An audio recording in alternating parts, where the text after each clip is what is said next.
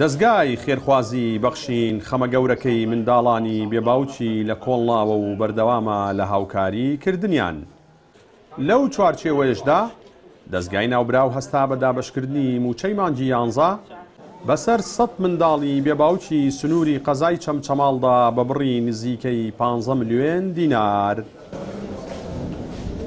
یارەبی دەستیان خۆش بۆ دەستگای بەخشین کە بانکارە بە بڕەموچەیەک یارمەتی مناڵانی بێباو کردن کە ئێمە ئەم موچەیەمان زۆر پێویستە یاخوا دەستیان خۆش بۆ ماڵە ناوابێ. ئەم موچێت زۆر بۆ ئێمە پێویستە کلێنێکمان بۆ بڕکاتەوە. هەموو مانگێ پارەمانە دەنێ ماڵیان ئەوە بێت دەستیان خۆش بێ دەستگای خێرخوازی بەخشین.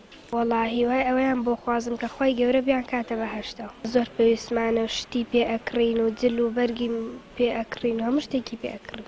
دەستیان خۆش بێ بۆ دەستگای خێرخواز و بەخشی یاخوا دەستیان خۆش بێ کە یارمەتی مناڵی بێباو کەدەن و مانگانەش موچێ تەوزیعەکەن یاخوا دەستیان خۆش بێ ماڵیان ناوە بێ.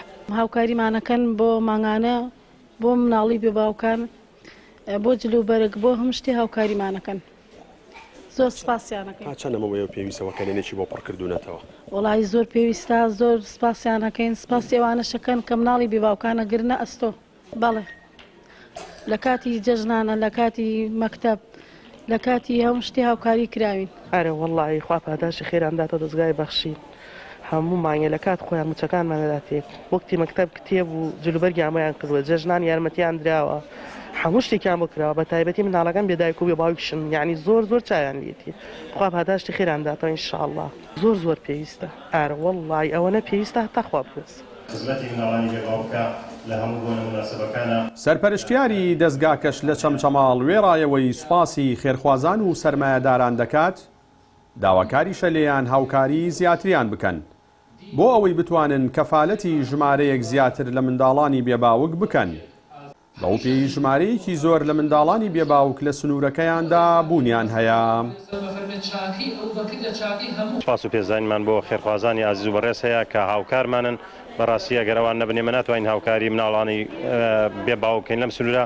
ئێستا ناوێکی زۆرمان لە مناڵی بێباوک داوا لە خێرخوازانی بەڕێزەکەین کە هاوکارمان بن بۆ ئەوەی بتوانین کۆمەڵێک کەفالەتی مناڵی بێباوکەین لەم سنوورە. بەڵێ جگە لە موچە ئێمە لەگەڵ لە هەموو بۆنە مناسبەکانە بۆ نمونە لە کاتی کردنەوەی قوتابخانەکانە هاوکاری جلوبەرگ و پێداویستی قوتابخانەیانەکەین. ئێستا بە بۆنەی وەرزی زستانەوە لە هەوڵی دابینکردنی نەوتین. دەستگا و ڕێکخراوە خێرخوازیەکانی کۆمەڵی دادگەری کوردستان لە سنووری قەزای چەمچەماڵ و ناحیە و گوندەکانی مانگانە موچەی زیاتر لە 250 منداڵی بێباوک بە بڕی زیاتر لە 25 ملیۆن دینار دابین دەکەن و لە کاتی خۆیدا پێیان دەدرێت. ئەمە لە کاتێکدایە لە سەر جەمبۆنەویادەکانیشدا هاوکاری و هەلی تایبەت پێشکەش بە منداڵانی بێباوک و خەڵکانی هەژار و کەم دەرامەت و کەم ئەندامان دەکەن. جەلال جەباری کەناڵی ئاسمانی پەیام چەمچەماڵ.